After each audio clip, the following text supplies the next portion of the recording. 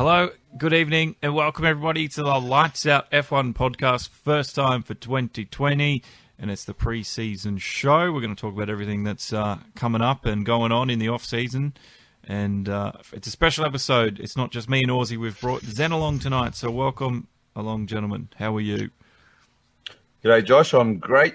Good to be back and talking F1. For me, it's been a decent break, but if you ask my wife, the break didn't last long at all. How are you, Zen?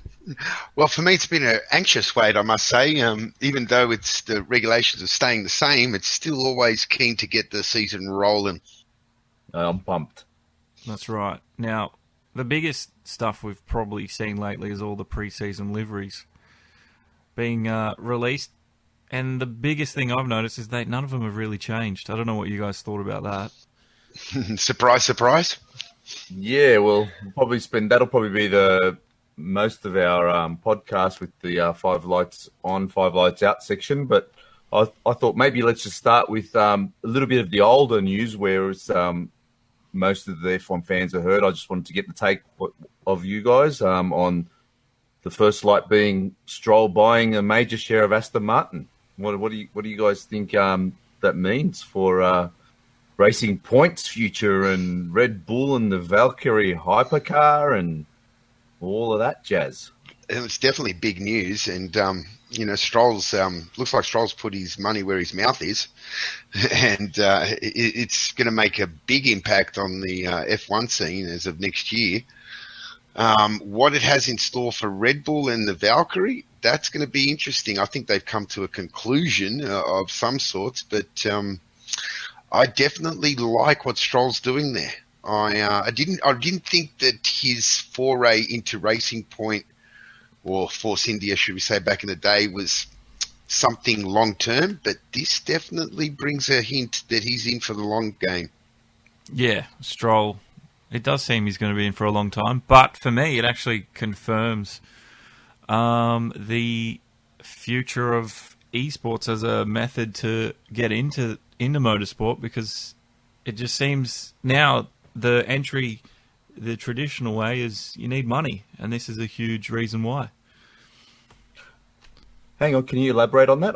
What do you mean by the esports entry with the Racing Point? Well, the entry to motorsport now, obviously you need a bit of money, but I think this just sort of backs up the point that esports is a proper way to get in, because you've had Igor Fraga win the Toyota Racing Series in New Zealand over the weekend, and he's come from Gran Turismo and the GT Academy side of things, and he looks like he's on to do great things because he's off to do F3 soon.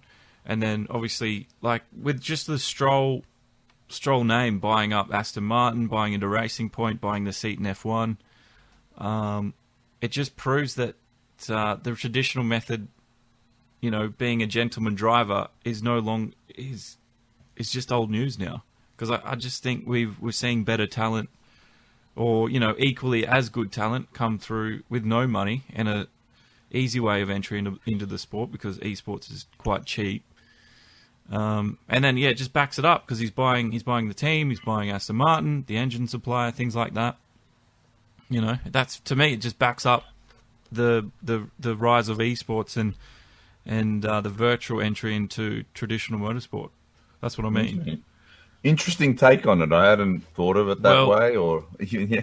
I mean, like, obviously, since starting the podcast last year, we had the esports section, I've taken a big interest in that side of things. So since the F1 off season, I've actually followed esports very closely, a lot closer than I've ever done. And I think I've probably formed opinions and things here and there. And I don't know, it sort of changed my sort of perspective on the sport and things like that. I mean, I'm not dissing the way with money, because there's definitely people out there with talent, with money. There's got nothing against it.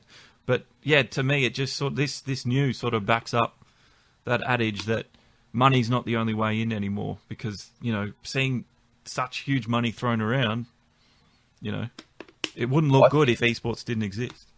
I think I understand where you're coming from, but to be honest, I think I might agree with you once we actually see someone from esport actually make it into F1. Like I know I'm not talking about just F1 in general. I'm just talking about just motorsport. Just entering into motorsport. I know this F1 show, but yeah, that's what I took out of that headline. As the F1 related side of things, I don't know. Racing Point with Aston Martin, it's probably going to be likely. And Lance Stroll is going to be around for a long time, I think, because his daddy's buying I don't know. way in. I don't know about that.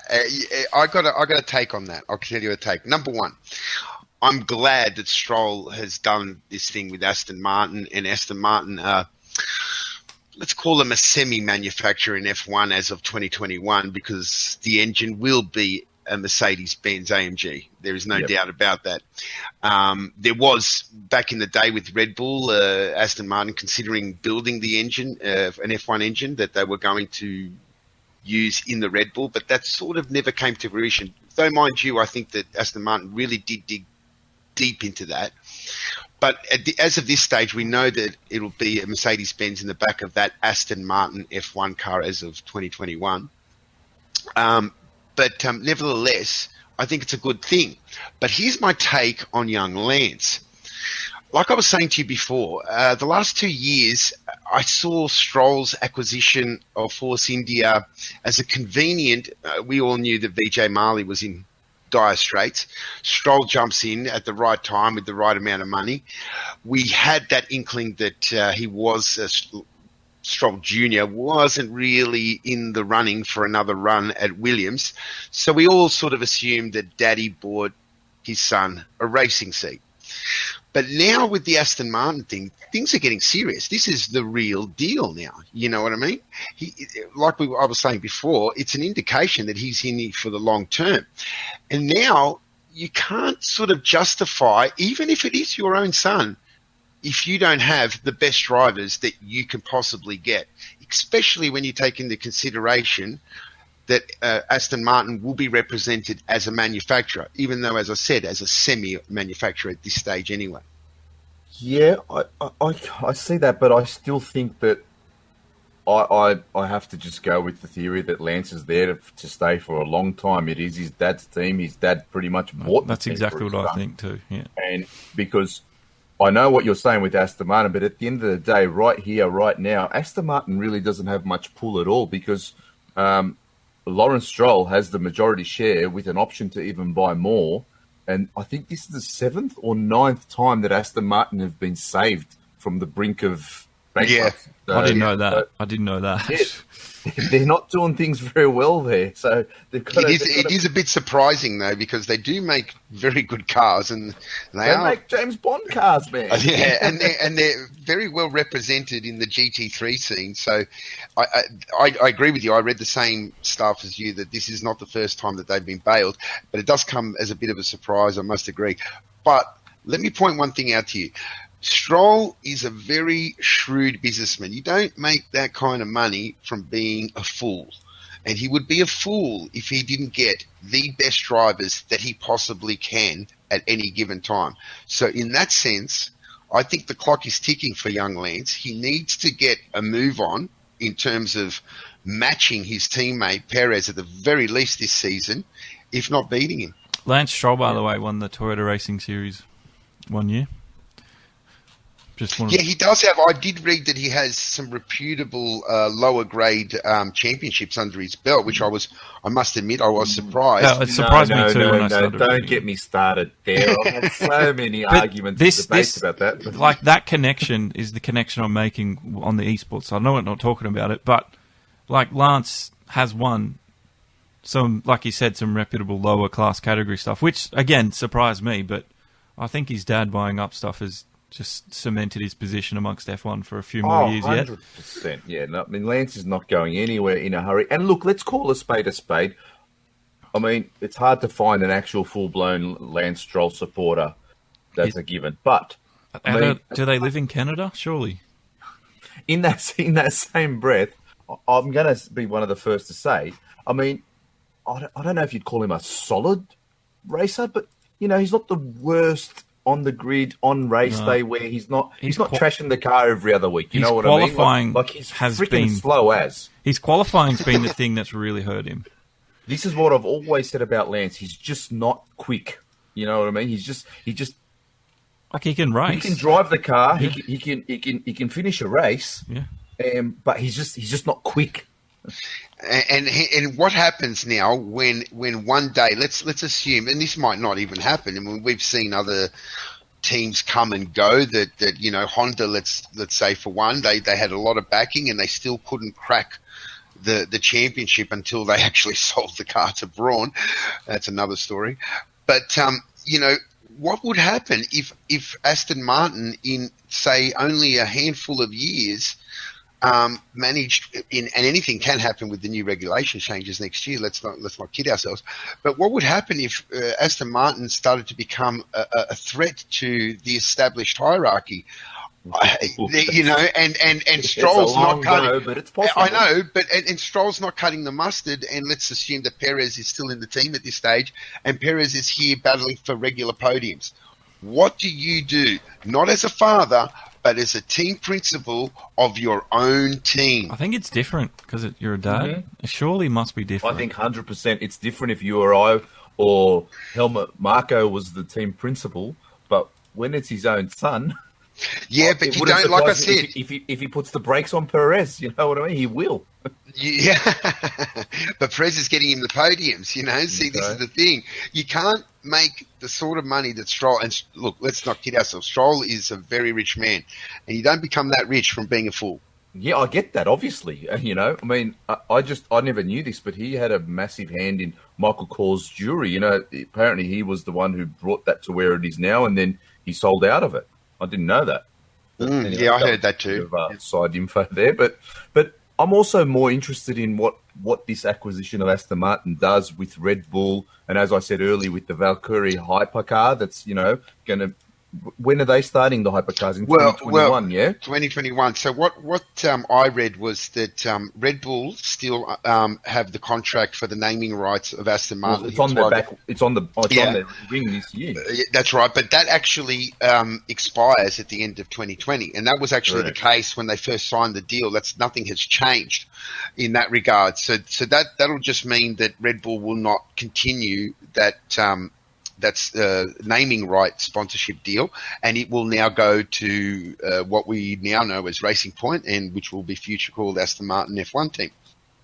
As for the Valkyrie hypercar, that's an interesting one, and it had me baffled too, because we know that the Valkyrie that is going to be entered in this new hyper series. And it was supposed to be under Red Bull, but I don't think it was supposed to be on. Now the car is made by Red Bull Technologies. And Red Bull Technologies is technically separate to Red Bull F1 Racing. So you'll be Red Bull, okay? Yeah, no. I don't think that if they do race it as a manufacturer, it will be raced under Aston Martin colours, and there will be a small amount of Red Bull Technology, logos, maybe a little bit of sponsorship on the side. But I think that Red Bull Technology will still deliver. I don't know how many cars they need to deliver to make them legally allowed to race. I think it was 50 units for the hypercar series have to be built for it to be legally entered. And we know that the Valkyrie, everything, the orders have already gone out. They're all sold. None have been made yet for release, but they're all sold. So the onus is to fulfill the contract, and Red Bull Technologies will do that. And the only way I can see is that, like I was saying, Red Bull Technology is outside of the Red Bull F1 group per se. So there's your out for Stroll. Maybe in 2021, if he's still not cutting the mustard, he goes and races the Valkyrie hypercars. You know what? I didn't even think of that, but that is actually a valid option. Yeah, that's what I just thought of now. Yeah, there's going to be a lot of There's going to be a lot of prototype drivers though out of cars as well. Correct, because they're in all the new hypercars. Yes, replacing them. But it is an option. Well, I think we've spent enough time on Mr. Stroll and his billionaire games. That that can be the first light out for 2020, a new decade of F1 and our podcast. Exactly.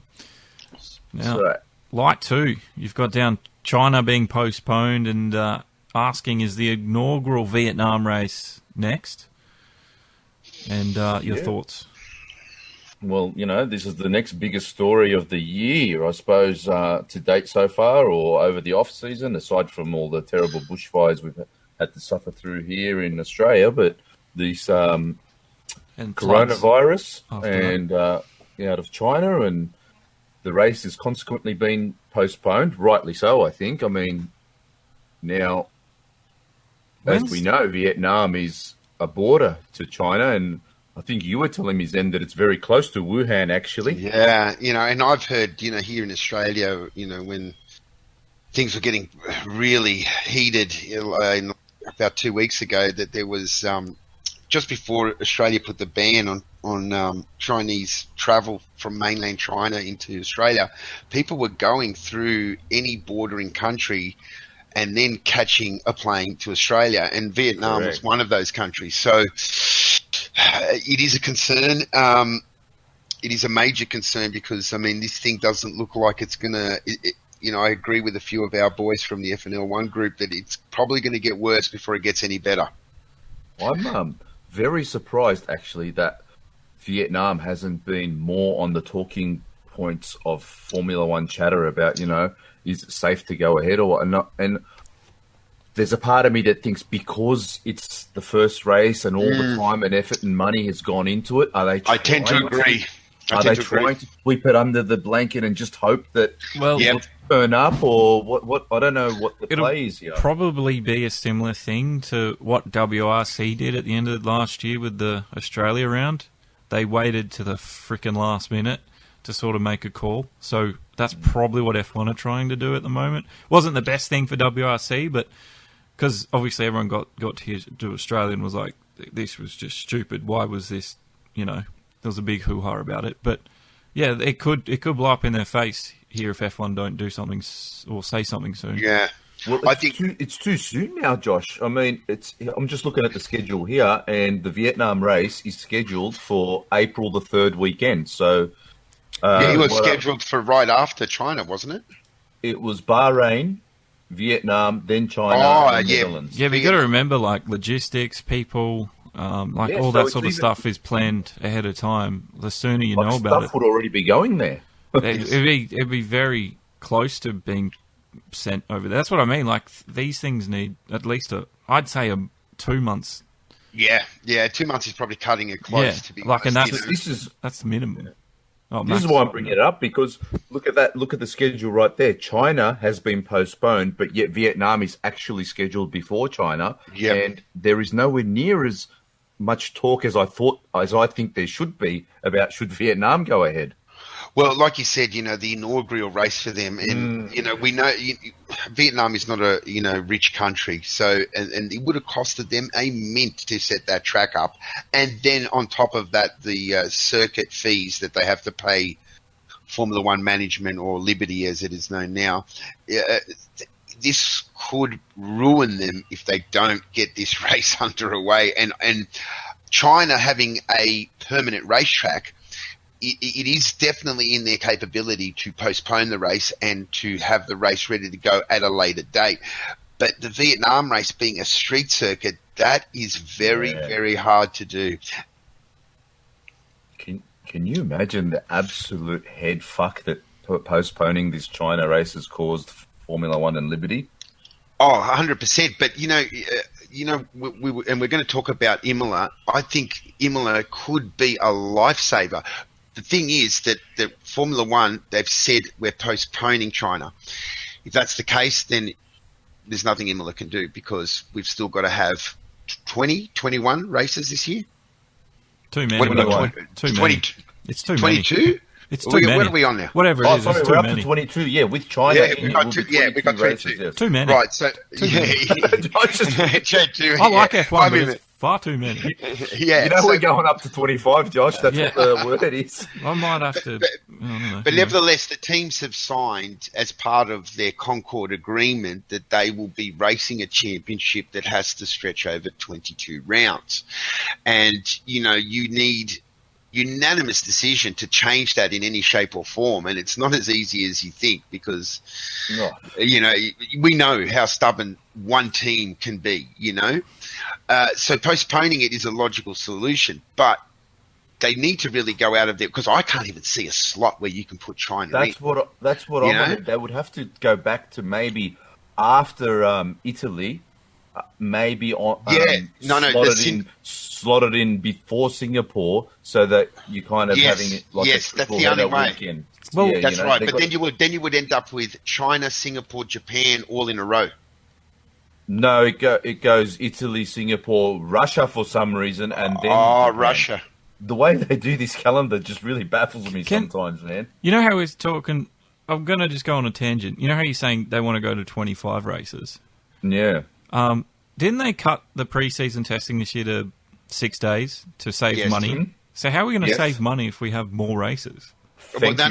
They make money at races. They don't make money. Yeah, but it costs money as well. Yeah, but that's the circuit fees. That's how they make their money. I would like to stretch this out one other day, but I just television rights. You know, See, the more Bernie hit the nail on the head. I mean, when he expanded the calendar as we knew it back in the day to 16 races, he was always envisioning, man, look how much more, because it used to be 14, 13 rounds back in the 70s, you know, and he in the 80s expanded to the 16 rounds that we were most familiar with, and then he kept going with it because he knew every single race is more money in the bank. Fair enough. We'll see what happens. All about the dollar. We'll see what happens. Dollar. So, yeah, mate. So, going back to the actual race itself, I actually think my opinion is that right now, F1 should just cancel China for this year. Imola has already put their hand up and said, look, we'll be glad to host it. We're an F1 accredited track. Sure, we may need a little work, but we can get it done. But they have to bite the bullet right now. That's what I'm saying. Right now. You can't turn around in 2 more months' time and then say all right, Imola, you're on. Not even 2 weeks. Not even 2 weeks. They have to do it in the next week or so, officially announce that China will be cancelled for this year and bring Imola in because there's logistics involved, as we were talking about. Now, Imola makes perfect sense because it would slot into this little mini leg of the European tour, which would be Imola, Zandvoort, and Barcelona. So it's logistically, it's the perfect option. Yeah, right? It's in the right area. That's right. But they still got to get it sorted earlier than later because you've got people, not just, you've got international people that have already made plans for the Chinese Grand Prix back 6 months ago. So you have to rearrange all that and make sure people can go to the Imola race as well. Because the only other option I would say is if you still want to keep it in Asia, go to Malaysia. But I don't see them putting their hand up lately. No, no. They do want the race back. I have heard that and read that. Yeah, I did. But they just don't want to pay as much as they used to. That's all. Oh no, but just I've been thinking about what track I'd like to replace China, and I always liked Sepang, and obviously there's a lot of other tracks which we'd all love to have back on the calendar, but they got to be capable of jumping in this short period, short notice, because obviously Malaysia would be ready to go. Imola's ready to go. I don't know of too many others that would be ready to just rock at the drop of a hat. That's right, especially with Grade 1 license. Josh? Maybe with this coronavirus thing at Vietnam, F1 just need to set up like how you have like the checks at the airport, checks before they come into the racetrack, and then turn anyone away that looks like to have symptoms. It's still too risky. I mean, it's risky, but I mean, if they're going to go ahead with it, that's probably at least. Think about it as a mechanic. If you were a mechanic, would you want to go? Oh, I would, because I don't have any respiratory illnesses. I don't have a weakened immune system. I'd obviously wash my hands. I wouldn't freaking eat meat cooked on the side of the road. So Yeah, I think I'd live. So yeah, I'd go. If you're smart about it and you know what you're getting into, you can probably avoid it. Wear your masks, whatever, and as you said, Josh, take precaution. But then again, when you're in crowds, people breathing all over you, it's just sometimes it's it's a infection. But last year, just getting to the Suzuka race on that train, like I actually said it on the podcast, I've never been squashed like a sardine like that before in my life. If you're going through and someone's got that virus next to you, good luck. Yeah, good luck. Now here's an interesting fact, though. China was supposed to mark Ferrari's 1,000th Grand Prix. Yeah, so Now think of this. China gets cancelled. Imola takes that seat. Imola would host Ferrari's 1000th GP. Imola is literally... It's a conspiracy. Ferrari has postponed China. That is literally 50 kilometres away from Ferrari HQ, dude. That's a good one. That's very good, actually. I like it. I mean, that would be, personally, I'd love to see that on TV. That would be, woo. I mean, last year's Monza podium was, wow. That blew me away. See, you just brought up Bernie. Bernie would take advantage of such a situation. 100%. 100% he would. Yeah, he would have maybe even, heavens forbid, but he would have maybe even planted the coronavirus. You know what? Besides everything else, I just think Imola's a better circuit to begin with anyway. Yeah, I think everyone does. Yeah. Well, yeah, and a lot of people think that Imola got ditched because of Ayrton Senna, but Imola got ditched in 2006 because of the Belgium Grand Prix. That's when Spa came back to the calendar. It was a big name. Anyway, let's move on from China. It will be a contentious talking point, I'm sure. We might hear news in the next coming days. You never know. But, next one is the contracts from F1. Obviously, the big ones being Max to 2023, Leclerc till 2025.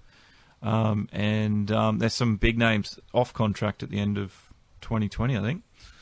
Yep, this year. Hamilton, obviously, Ricciardo, and Vettel. All three of them are off contract this year. Is it curious to you that Hamilton, Ricciardo, and Vettel are the top three highest paid F1 drivers currently? Is that a coincidence? It's probably got some sort of bearing on it. Surely. I mean, you have to remember the other two who have locked themselves in for a very long time. I suppose Max, you wouldn't call him necessarily a rookie or still a youngster these days compared to the likes of the Norrises and stuff coming in. But I was a little bit surprised of Max locking himself up till the end of 2023. But obviously he was very impressed with that Honda last year. I agree. And realistically, where's he going to go? So he's probably done the right thing, in my opinion. Now, Leclerc, on the other hand, signing up for 5 years at Ferrari, I'm not so sure. I don't think that's such a bad move. It's a long time, isn't it? Yeah, but he's in a big team. It is the biggest team, technically, when you think that's not like for Leclerc. That's awesome. Imagine that security for 5 years. Hey, look, guys have signed up for Real Madrid for the same amount, and and Ferrari is like the Real Madrid of F1, isn't it? The most history, heritage. Toddy never left Roma, so there are some like Hamilton. Yep.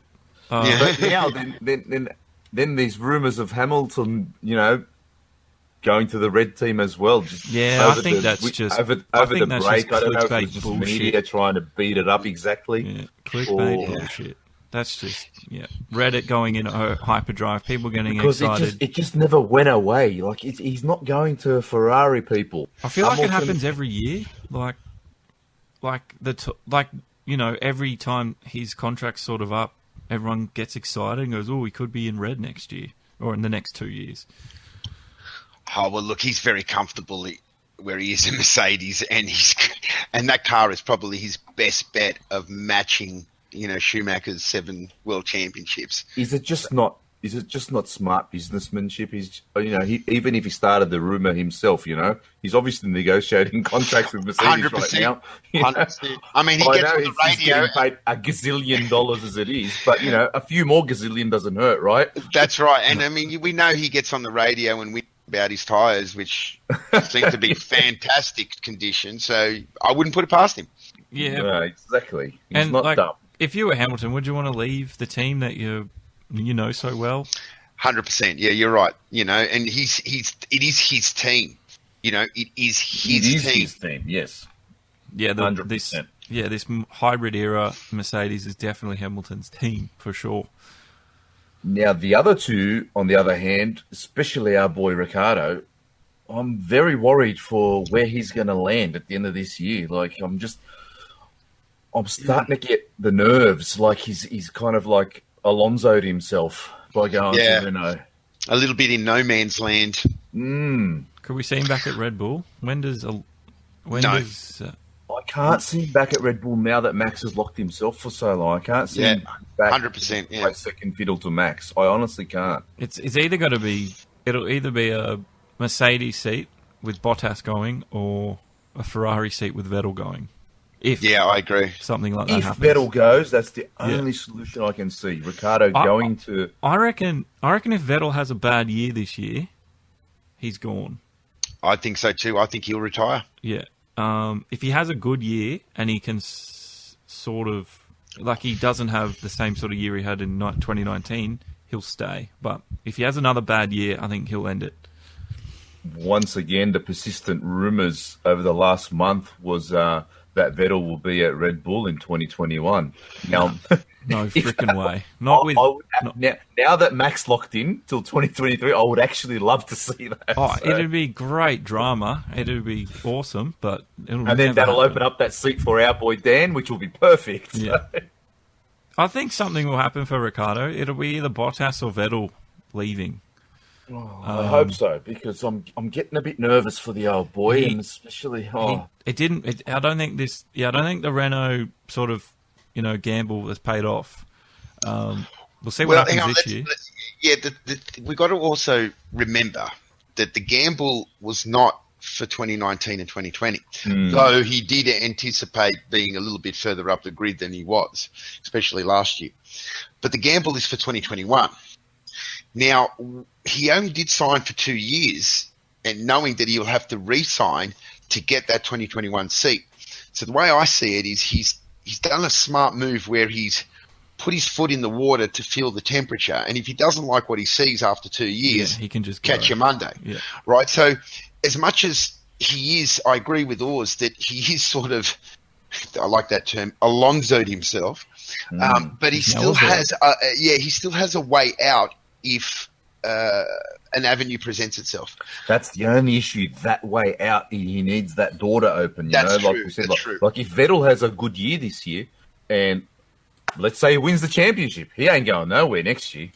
No, that's right. And like I said before, next year the regulation changes are mammoth, and a company like a manufacturer like Renault should be able to have a chance of upsetting the status quo because they are a manufacturer. Whether or not they have the ability to do that, only time will tell. Well, they are looking more promising in the will they stay or will they not. It's more looking like they will stay at this point with everything that I've read and heard so far. With Renault, you mean? Yes, with Renault, yes. Yeah. They'll stay in F1 or leave. There's always the teetering. They were talking about, are they going to leave? With all the changes they've had in their corporate structure. But it's sounding like they're safe for a while. The other good news is that McLaren came out today on their tweet and said that the Renault have stepped up their engine is significant improvement over last year. That's McLaren saying that. When I hear Cyril say that they've got 1,000 horsepower, I just ignore that these days. But coming from McLaren, I went, okay, that's impressive. Considering that they're going to be leaving Renault at the end of this year as well. Exactly. So, that is good news. Well, let's watch this space and see what happens, and I guess it all depends a lot on how the season pans out for a few of these drivers too. Definitely will. Well, the next light, what are we up to? Light number 4. Number 4. We're up to light 4. So we're talking about the changes to the Albert Park circuit early as 2021. So nothing this year, but there could be some changes made by the year after this year, rather. This just hit my radar just yesterday, actually. I was just flicking through Autosport, and I went, "What? Okay." So apparently they're going to resurface the track. It hasn't been Albert Park hasn't had any renovations since 1996, so it's a long time now. People might say, "Well, it doesn't matter. I mean, road's road," but not really when you're almost 20 years on now. And it is a public road too. Correct. So now if they resurface it and with the mindset of for the Formula One cars, bitumen has come a long way with tracks and stuff. So they could put a grippier surface down. That alone could enhance the racing around Albert Park, which a lot of people bemoan after round one. It's boring, it's a street track, blah blah blah. Well, they've talked also about widening and adding banks in places. So yes, yeah. So that's the other thing. So they're also talking about making some tweaks while they're at it to maybe widening or changing a few corners. So I just thought well, it's worth having a quick chat about and just see what you guys think or what you might change. The layout is pretty specific. There'd be only a few areas that they could literally change the layout of the circuit. One of those probably is in that what really is a parking lot, but come race day, it's turns 3, 4, and 5. So that area has plenty of, you could change something there, I guess, but that area is probably the only overtaking zone, turn 3, really, in Australia. The other ones, I would hate for them to change, the high-speed chicane at the back there. Please don't touch that. Yeah, definitely, but then again, it's only single file through there. So if they're thinking, oh, well, we've got to put a chicane right in the middle of that chicane, oh, God help us. I'm more in favour of, go for it, resurface it, but maybe don't change too much of the character of the track. It is what it is. And let's not forget, this thing could change in 2021 with the new car regulations. Yeah. We just don't know yet, That's what I was going to bring up, and I was going to say, because in the article that I read on Autosport, it did say 2021 or 2022. So I'm wondering if they might wait for the 2021 race and see what the cars are giving them and then maybe make the changes and the resurfacing for 2022. Might be a smarter idea, actually. Well, they did say in that article that it was 2021 or 2022. They haven't yet decided. All they've stated is they are going to do it, but they haven't yet confirmed will it be exactly for 2021 or 2022. So, me personally, I did have a closer look at the Australia layout of the track, and as you said, Zen, through like turn 3, 4, 5, you could make some changes there if you wanted or needed to, or had a good idea, I guess. But I mean, I think also that fast chicane you're talking about at the back of the track, I think is that turn 12 or 12, 13, 11 and 12, and then somewhere there, and then you come around and they've got that it's the new DRS zone, coming into turn 15. So behind that, it's all parkland. So I feel like they could extend the track there and use the DRS further, and then maybe come back to join the existing track. I could see that as making it a passing opportunity. Well, they've got to have a fast section that with a big braking zone if they want to increase overtaking. So that's what I thought. They tight corner, DRS, tight corner, and then bring it back to the existing track. And also, I think same thing could happen at turn 1, the chicane. That's like, I don't know, when we're racing F1, it's like a 4th gear or 5th gear. It's very fast. Chicane, so they could tighten that up so that you have to brake a lot more into it. Could make a passing zone there. Just a little tweak. Yeah, you're definitely right. Turn 1 in Australia, when you're looking at it, it seems that it's a really tight corner, but it is actually extremely fast for a first. You just clip that inside chicane perfectly, run the car out wide. It's not flat, but it's a very quick, very fast. It's very fast. It's not a passing spot as it is right now. In qualifying, I could swear that some of the cars were taking that in 5th. Yeah. Bottas tried. Sure did. All right. Just bringing Bottas up. Do we get Bottas 3.0 this year? Well, I hope so. Well, he's got a new girlfriend now. She's Australian. So Bottas is technically Australian now. Yeah, we can own him now. Yeah. We've got another Aussie on the grid now. Yeah, as soon as they get married, have children, he's Australian. Done. Oh, Done, mate. He's an honorary Aussie already, so he's close enough. No, he's got the beard. Obviously, that was set up by AMG Mercedes, but it was a brilliant little cameo that they did for him, coming in with this literally twice the length of the Zizou top. I was going to say that was a caveman beard, that one. Yeah, that was huge. But I said, let's put some money on Bottas to do the treble at the trifecta at Australia. Pole position, fastest lap, and wins the Grand Prix. Why can't he do it again? Yeah, why not? That's a grand slam. Why not indeed? Yeah. All right. Well, let's get on to the team liveries for Light 5 and our initial thoughts. Everything there, because it wasn't that exciting, if I'm honest. Yeah, let's get back to Josh's first initial point. Yeah. Have to agree, Josh. I mean, as pumped as you get for livery even if they just show a testing livery, like Alpha did. Like, there was a few nice little surprises that did pop up. Do you think because it's just that, like, this year is all about evolution, not revolution, because, the teams are just kind of, like, building on what they had last year and just...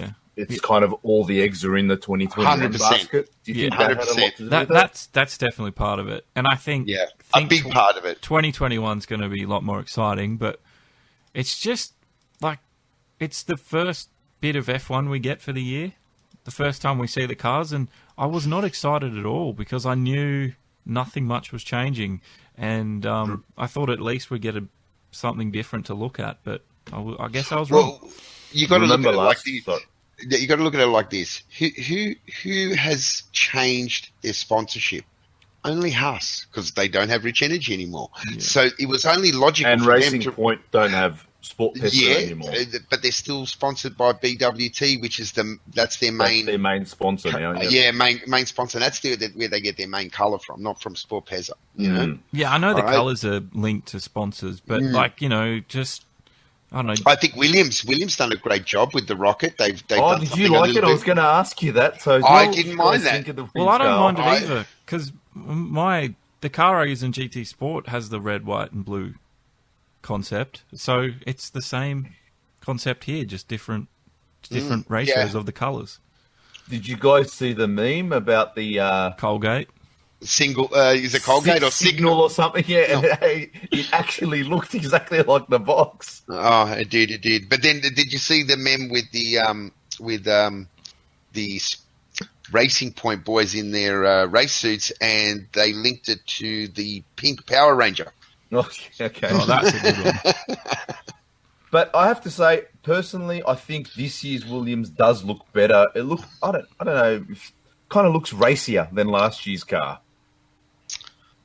I think it's a breath of fresh air. I don't mind it. I didn't mind here either. I thought their livery was pretty good last year too. We'll just wait and see if it works.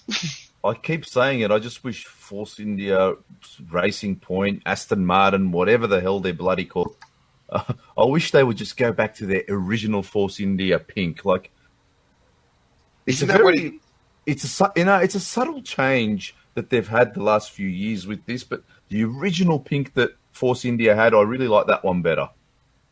Personally, I preferred the one before that. What was it? The Fisher one. Oh, yeah. I know the one you're talking about. That was the Indian livery, was it? Yeah. That beer. Yeah. He was sponsored by that Indian beer, wasn't it? Kingfisher. That's it. Yeah, so hands down on social media, the one that everyone's drooled over is the Alpha Tauri. Yeah, Tauri. It's not much different to what a Williams would have looked like.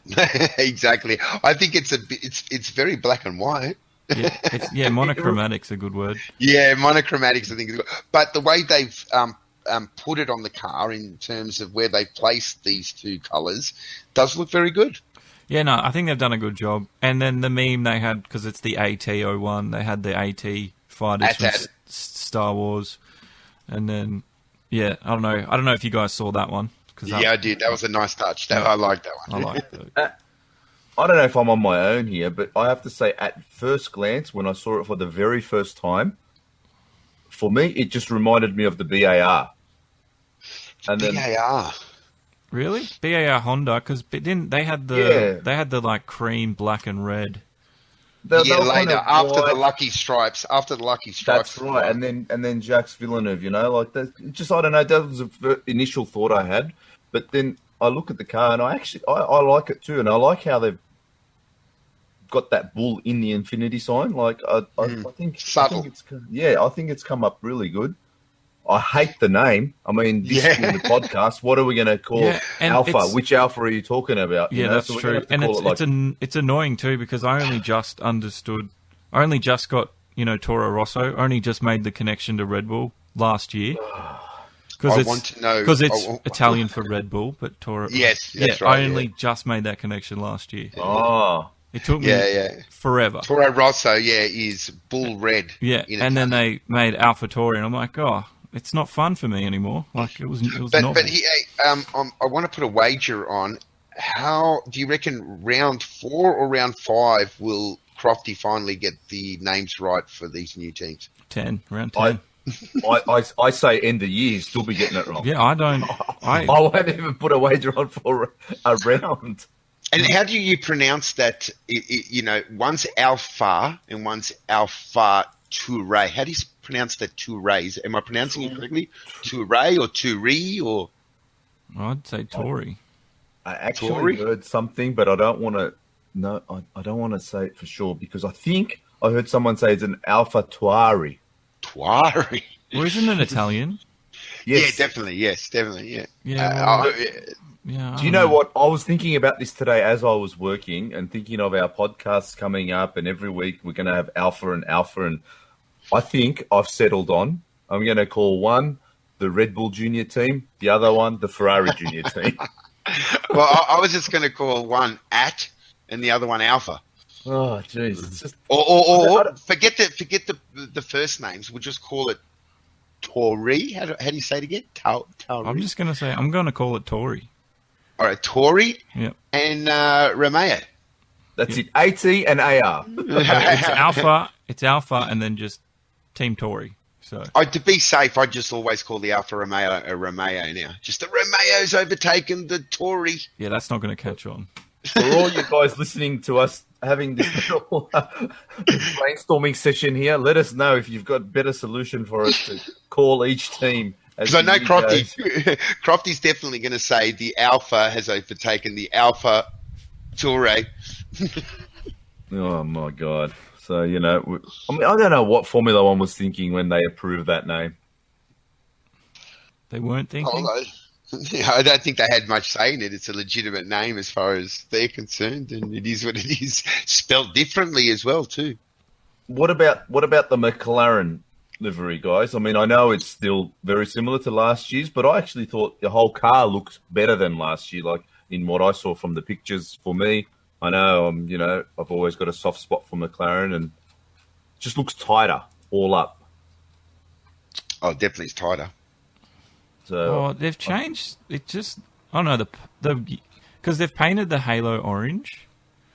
That's what's changed it, I think. Just I don't know, just more appealing. I found it. Yeah, because if you look closely at the blue is a chrome blue now. Oh, okay. It is. Look closely at it's a very, very shiny blue now, almost like an electric chrome. I reckon the big difference is going away from the black halo to the orange. That's a very good point, Josh, and I actually like it when they do this. It just blends in with the car even. Looks so much better. So much better. And I think they've even have they got one with a blue halo as well?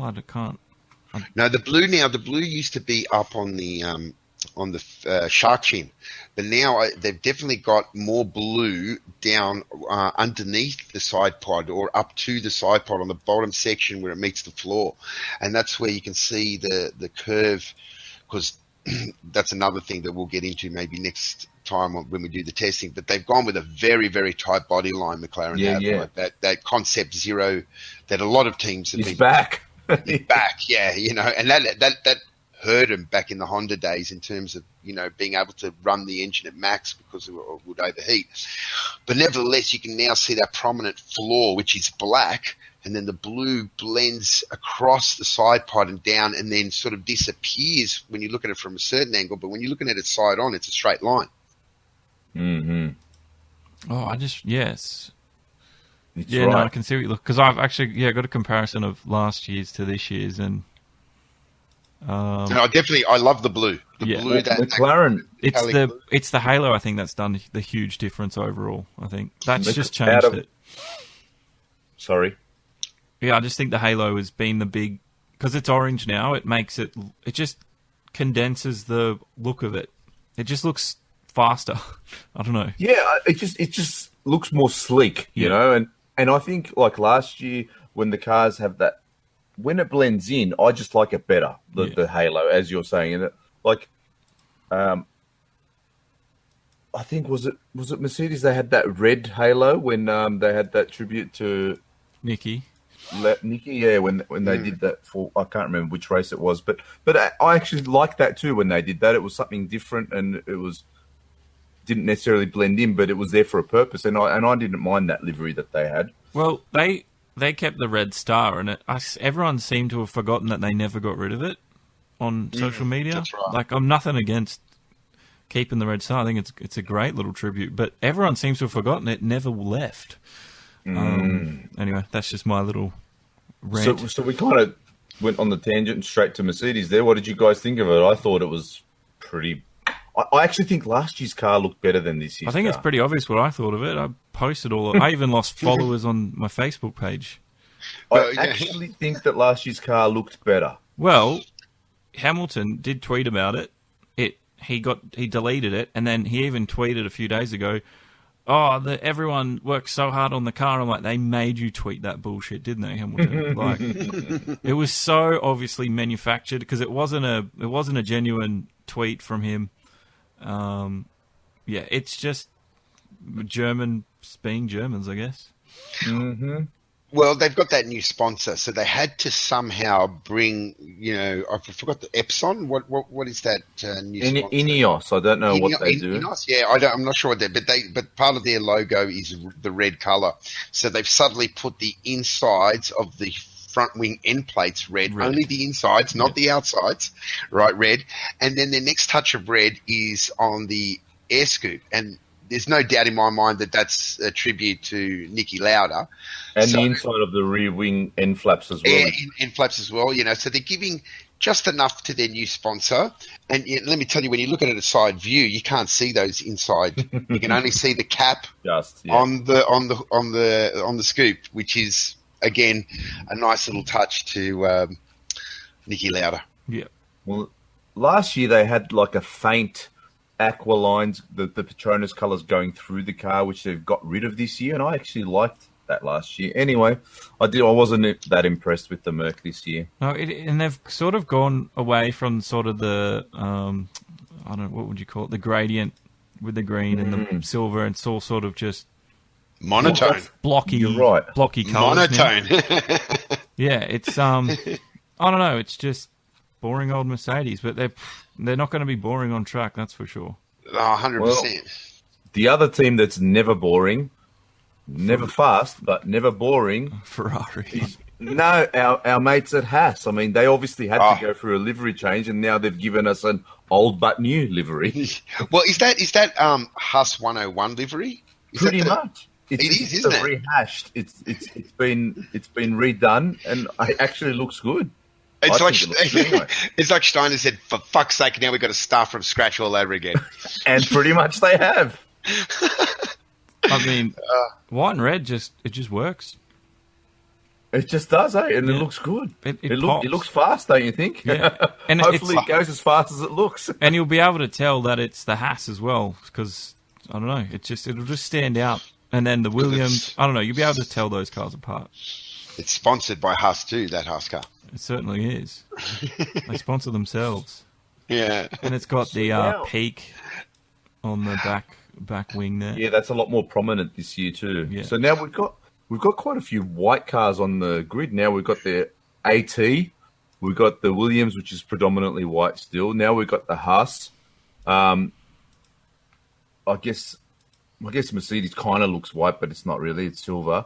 And then I feel like, and what about the actual original Alpha? That's also white as well. So Yeah, well, Alpha have got the shakedown livery on at the moment. Yeah, so we don't know. Yeah, we don't know what they're going to do. But I think there's enough red on the Williams to distinguish it from the other two whiter cars.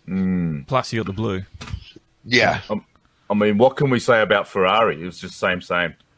Just like, did you hear what Vettel said? Someone was interviewing him, and they said about the new car, and he goes, "It's more red." Yeah. It's more red. I mean, the thing was, I think once back in the Schumacher days, they actually changed the red from their classic. I don't know what their red is called there, but obviously Ferrari have this palette of red colours that they use on their factory cars or their production cars, should I say? But they once changed it back then, and there was outrage from the Tifosi. I do remember that, actually. Yeah, it was in the 90s. I can't exactly remember what year it was, but I personally didn't. Rosso Corsa is the red. That's the one. Yeah. And they changed it to a darker or a lighter red. I'm not 100% sure, but it was a subtle change. And the hardcore Tifosi did not like that. I'm actually surprised that all of these cars haven't just gone to matte this year, now that they're saying that, the matte saves you. Well, Ferrari haven't they? Ferrari have. They did it last already year, have. Yeah. So, and I don't like this matte Ferrari. I liked it much better when they were just high gloss red. You got to do what you got to do to win a race. Yeah, well, if it's lighter, man, it's a game of inches sometimes. Obviously, yeah, that's what I'm saying. But that's why I'm surprised that all of the teams haven't just gone down that route this year. Yeah, it is interesting, but Ferrari are Ferrari, and they'll do Ferrari. So. Yeah, but the other teams are looking at it like 0.3 of a second over a race distance. Yeah, it's so stuff all, but the other one that just totally and utterly disappointing is, like, for me, most disappointing of all of the reveals has to be Renault. They didn't even freaking have a car. Yeah, well, Cyril's defense for that. He said that everyone brings a fake car anyway. So what's the difference? It's just Cyril dribble. I mean, can you imagine if you packed your shit and went over to France for the Renault reveal, and that's what you got, 4 pictures? Yeah, I totally agree with you. Of a mock-up car, like it wasn't even mock-up, yeah. But it's not like it was back in the great days when Eddie Jordan would get all these chicks up on stage and they'd unveil the car and they'd be giving out champagne and it was like a party.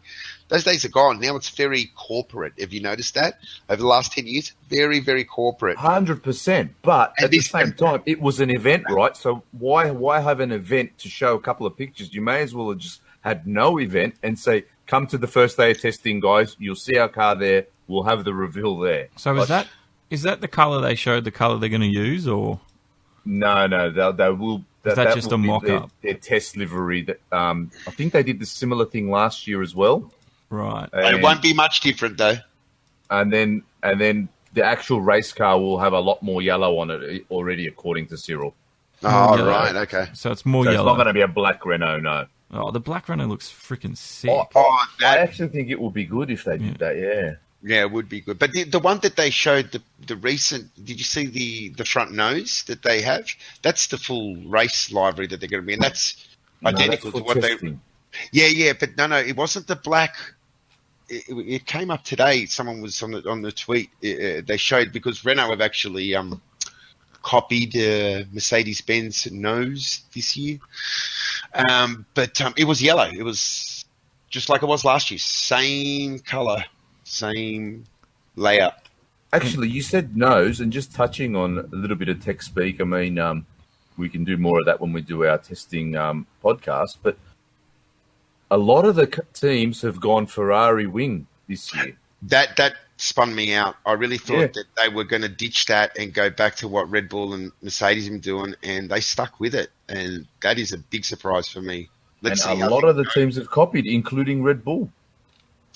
Yeah, not so much. Not as aggressive as Ferrari and say, Alpha, but definitely Renault were in that same boat, but I think Red Bull have sort of conservative middle ground. And that's the other thing with Ferrari too. They've got the massive rake in their car this year, a la like how Renault had, and the Red Bulls have passed. So I saw a thing. They did say that this year's car is more for Sebastian than last year's car was. So maybe they've done a Ferrari Red Bull for Sebastian. So that could be true.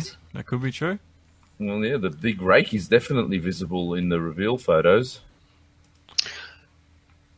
The rake is, to get away with the rake, the floor has to be, there's certain little slits and cuts in the edge of the floor on the outside, and that's designed to create these vortexes that keep that rake, the air under it, isolated in the low pressure.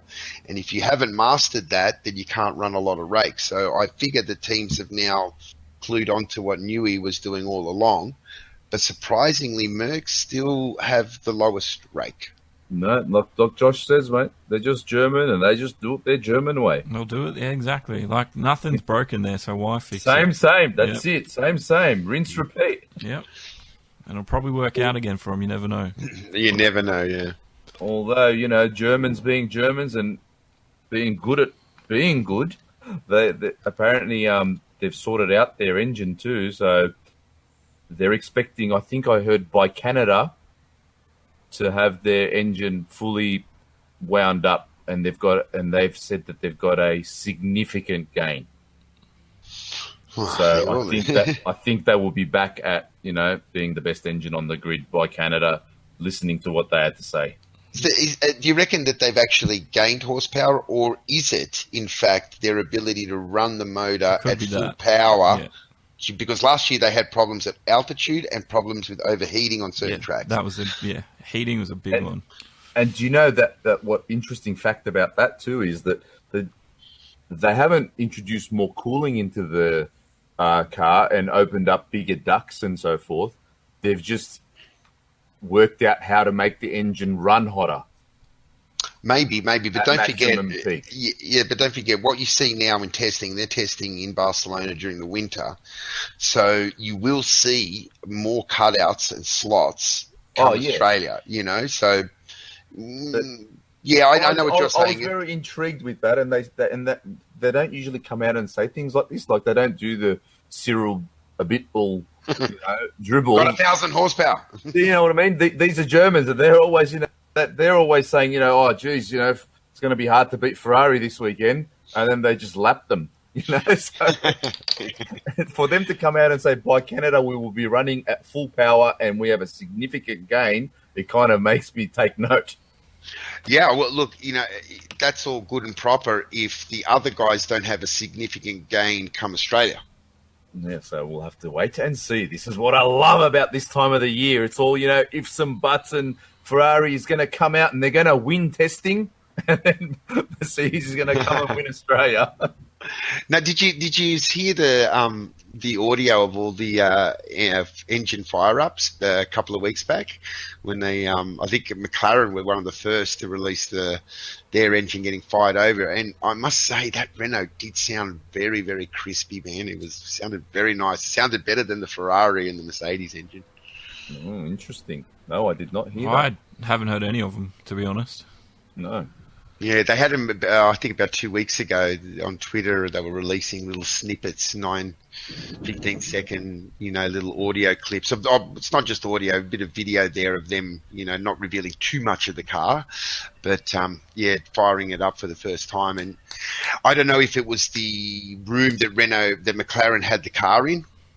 Maybe that room reverberated the sound really nicely. Yeah, I mean. But it did sound very crisp. But they were also the only team that once they got it warmed up, their video was a little bit longer, they did give it the odd squeeze, like the big whoop, whoop, whereas the other teams just held it at a certain couple of revs and then dropped it and then raised it, just to run the engine, cycle the engine in.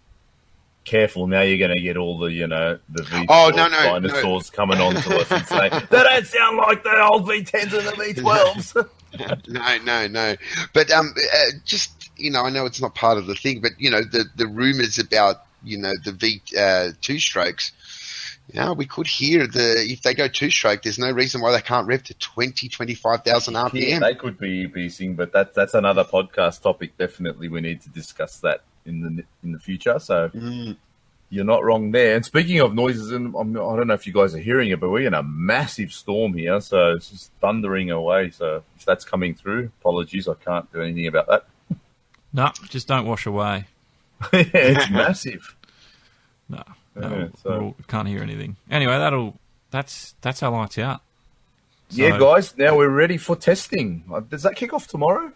Yes, it does. Yeah. But that's it'll probably kick off for Australians at night somewhere. I think they're starting. It's a 9:30 a.m. start in Barcelona.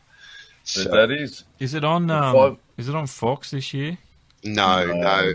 Only F1 TV, or if you can get a VPN, you can maybe log on to Sky Sports UK. No, I got rid of F1 TV. It's far too expensive for not much.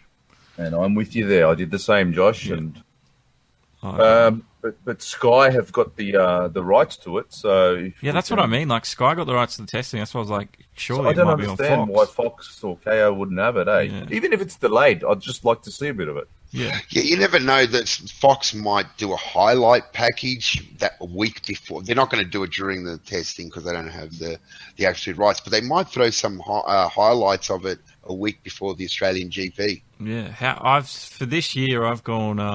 I'm going to be watching the season through KO. So I watched the last so many years through Foxtel, but this first year I'm going to go all digital through KO Sports. I don't know. How do you watch it, Zen? Is it Foxtel for you? Yeah, I watch it through Foxtel, yeah. And I'm with you this year, Josh. I mean, as you know, I've just got my NBN all connected up here, and I got rid of Foxtel, and I just signed up to KO yesterday, actually. So I will be joining you in the KO F1 watchings. Oh, the amount since getting... I know this isn't F1, but since getting internet to the NBN and then cutting the cord, so to speak, from terrestrial TV, the amount of data I go through just watching shit online is insane. Yeah. So, try having kids that have Netflix, Stan, Disney Plus, Amazon Prime. Good Lord. Yeah, can't imagine. Anyway. Back to the show, and that was our 5 lights out. I mean, I think I cut Josh off last time, so that was our first 5 lights on, 5 lights out for the season. All the liveries and all the off-season chat that caught our eyes, and now we just do a quick checkered flag, just go through a couple more little points that are lingering around with the upcoming F1 season. Yeah, I'm ready for Drive to Survive Season 2. I saw the trailer the other day. Can't wait. Yeah. And I did see a comparison. It was a real F1 pit stop with the audio, and then a Drive to Survive pit stop with their post-production audio. It was very obvious that obviously it's played up, but it was interesting to hear the difference because you just don't think about it when you're watching it. But that's what makes Drive to Survive so bloody awesome, I think, is all the extra sound effects and the way they do it. And like, as an F1 fan, I don't care, but it's all the other people that have sort of come into it watching the Netflix series that it works. It just works. I like it. Yeah, it's just a perfect idea that they've come up with Netflix, and they've Hollywooded it up as much as they can. But the actual action and the interviews and the raw footage is real, you know. So that's what I like. The way they package it together is just, I think it's an awesome job they do with it, and I can't wait for the 28th of February. And I can't wait for the episode with Mercedes at Germany. Germany, yeah. Ooh, bring it on. I can't wait for the episode where Grosjean spins it out of pit lane. Well, that's just typical. What's it? Gene Haas? I'm not Gene Haas. Sorry, Gunther Steiner. Gunther, yeah. I mean, have you seen the clip for it? Yes, yeah. You know, they can both fuck off. Yeah, I mean, this is what I'm saying. Gunther is going to be the star of this next Netflix, not because he wants to, because fate insisted it be that way. Everyone's just looking forward to watching him again. That's why. Oh, he's the best. He blew me away in the last Drive to Survive, and his team gave him so much more. Oh, imagine it's going to be good, guys. It's going to be good. It's going to be good. It'll be worth joining up to Netflix just to watch that, and then just get rid of it. No, I mean, seriously, if Gunther has if this is really Gunther's, Drive to Survive, he can have a spin-off series on his own. Oh, yeah, easily. But I mean, honestly, like, what's Netflix? I mean, $15-20 a month. I mean, the only reason you joined Netflix and you just joined up for a month and just binge watched the whole 10 episodes, it's worth the $15. Oh, definitely, yeah. So, and the other thing that did catch my eye that I just thought I'd bring up, it was worth bringing up in the support races, the S5000, the Formula S5000s are going to be racing at Albert Park, and an old supercar racer, Alex Primat, he's booked in to sign to drive for Gary Rogers, and our man Barrichello is going to be back as well, so he's going to be racing that. Is Barrichello back just for the one race, or is he going to do the whole season? He's going to do that first race, and then he's going to come back at the end of the year for that motorsporting event that they're doing at Bathurst, and he's going to race here as well. That's something to look forward to. Yes. Now, the other thing, Carlos Sainz, he's now on iRacing as well, and I saw on I think it was on Twitter actually. He was getting his whole rig delivered, and he got it all set up with his cousin or something. They were setting it all up, and then he ended up calling Lando Norris to come and he goes, "Can you come over and set all this stuff up for me and fix it all up, the way it needs to be?" So, reminds me of a friend we know. Yeah, well, so they're all just jumping on the iRacing, sim racing, as Josh was saying at the beginning of the podcast, this, the esports side of things. And when they actually asked Carlos, why are you doing it? And he goes, well, because with the lack of testing and other guys are doing it, especially the young guys coming through, it's something that I'm not doing, so I should be doing it, just to keep up with everyone else. Yeah, I'm surprised he wasn't, actually. Yeah, definitely. I actually look at this from a slightly different angle too. This shows the chemistry at McLaren. Lando and they were Carlos, on Twitch together streaming too, by the way. They are tight, man. Yeah. They are really tight. Yeah. They're a great pairing. They could definitely, McLaren's really a bit of a phoenix here, rising from the ashes of what was a totally apocalyptic 3 years with Honda and Alonso. And I'd hate to say that because Honda, look where they are now, and we know that Alonso is one of the greats as well. But it was a total disaster, and now they are really onto something. They got a package, they got a good engine, and they got really two good drivers that are capable. But this team chemistry thing, I haven't seen that. Damn, I can't even remember when I last saw a team chemistry like that. Maybe Hakkinen and Coulthard, maybe that. Oh, geez, that was a loud one. You don't think was that the Thunder? Yeah, that was the Thunder. That just made me jump. You don't think Ricciardo and Verstappen had great? Not like this. Not like this. I think this is. They had. I must admit, especially when you compare Webber and with Vettel, yes, Ricciardo and Verstappen are very, very friendly. But this is something else. This is on a different level. I would never see Ricciardo going to Verstappen's house to help him set something up. No, you're right. And then they were streaming together on Twitch. It's just genuine, isn't it? You can see that it's very genuine. Yeah. It definitely, to me, it looks like they will. Doesn't matter what happens if they race for other teams or one retires, whatever. They will. To me, it looks like they will stay friends forever. Yeah, well, let's just hope, man. I'm excited for McLaren. I'm excited for them as they're on this trajectory on the way back up, and I just hope it continues. So, you had some esports news too, didn't you, Josh? So if you don't mind, we can just finish up with some more of the news that you've got there. And yeah, man, there's been a lot happening, but recently you've had, obviously, with what is it? The eNASCAR. They've got a big sponsor, Coca-Cola. So they've come on board and tripled the prize money to 300,000. Yeah, 300K up for grabs on esports. Yeah, wow. What, is that winner takes all? No. They win that over the season. Prize pool, yeah. Prize pool, okay. So- Yeah, it's still big money. So iRacing. the winner of the first race, it was $1,500 to him. He did go under the yellow line because NASCAR has a yellow line rule. Mm-hmm. But in iRacing, they don't do that. So he actually won under the yellow line. It was quite a boring 100-lap race. There was a crash right at the end. It crashed over the line. But anyway, I mean, they sort of got... I guess that's NASCAR sometimes. But it was very clean, the whole race. So everyone was, just... There was no crazy overtakes. There was no, moves from the back or crazy strategy calls from anyone. It was very methodical. But anyway, yeah, big sponsor for them. So they had the eNASCAR showing up in Times Square and things like that, big LED boards. So, watch that space. Mate, that's a massive sponsor, Coca-Cola, Huge. to be sponsoring. Huge. Yeah. Yeah, and then you had World Tour 1 for GT Sport in Sydney just this weekend. I wanted to go, actually, but I didn't have the money.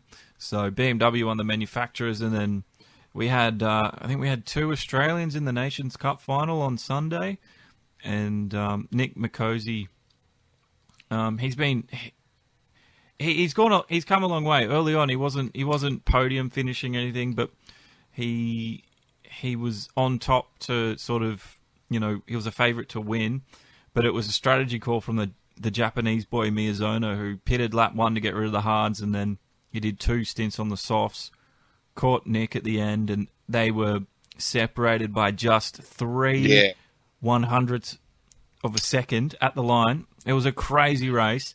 So if you do watch any esport race for the first time, that's a very good one to watch. So yeah, GT Sport, they're just going from strength to strength with that World Tour event. They really are. I heard Jimmy Broadbent almost lost his voice commentating to that. He did. He almost had... He was screaming. He's definitely an excitable fellow, Jimmy Broadbent. He was loving it. And it's really weird, actually, because a lot of people... I thought his commentary was really good, but then you go to some other places online and there's heaps of people going, new commentary team, so I guess there's people like that with the F1, with Crofty and stuff. You're always going to get haters, and, as much as I hate on Crofty at times, and he grinds my gears, but at the same time, I mean, in our era now, for how long we've been hearing Crofty and Brundle, like they're the voice of F1 now, for me. It's actually Murray Walker's the voice of F1, but that's gone now, that era. Now we're in this era, so. And iRacing gets a collision physics update. Forget the actual name for it. In March. I think it's, that's so right. They've been showing that off. A few videos and stuff on Twitter and Facebook.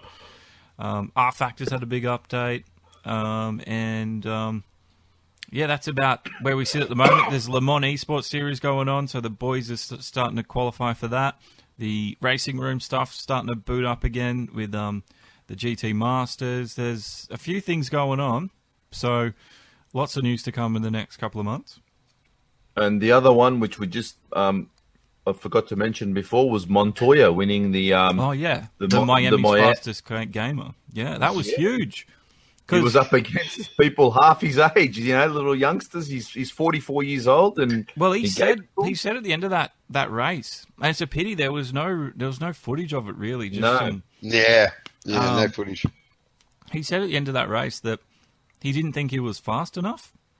So because he went to one of the GT Sport things last year, and that's right, he got flogged basically. But yeah, this was on a set of Corsa, and he was like, wow, the pace was there, the racecraft was there. He was really impressed with the ability of everyone. He was impressed with it all. Yeah, and he went away with, I think it was 10 grand, 5 grand, something like that. I can't remember.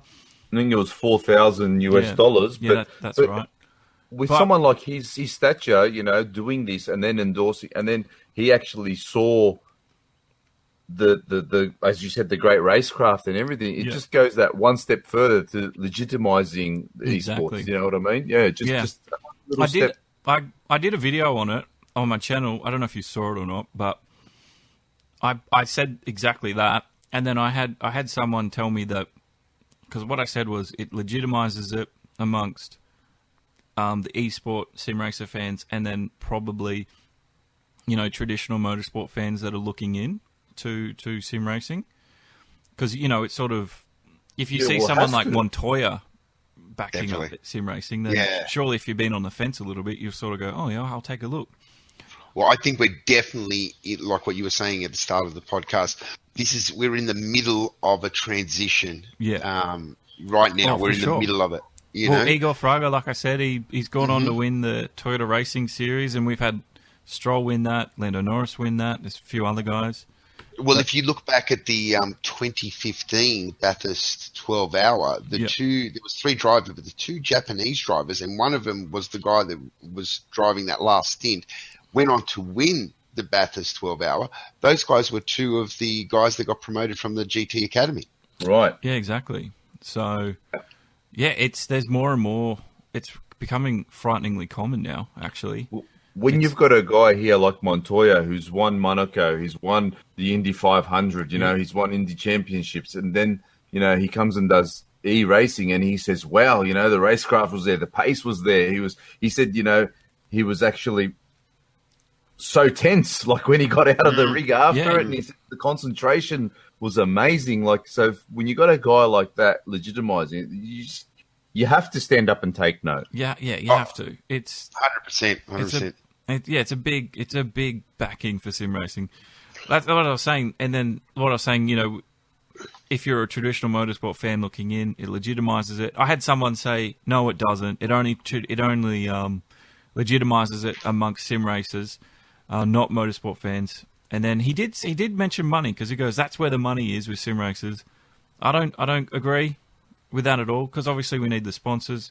Because if we just kept sim racing amongst us, then it's a very closed sort of network. And then if there's, you know, where does the money come from then? Because that's the next step, is there's going to be big money soon. Well, yesterday, I think it was yesterday, I saw Jamie Chadwick. She came out and she said that she's actually disappointed that there's not more female sim racers. You know, I don't like that argument, because there's nothing stopping a female from doing this.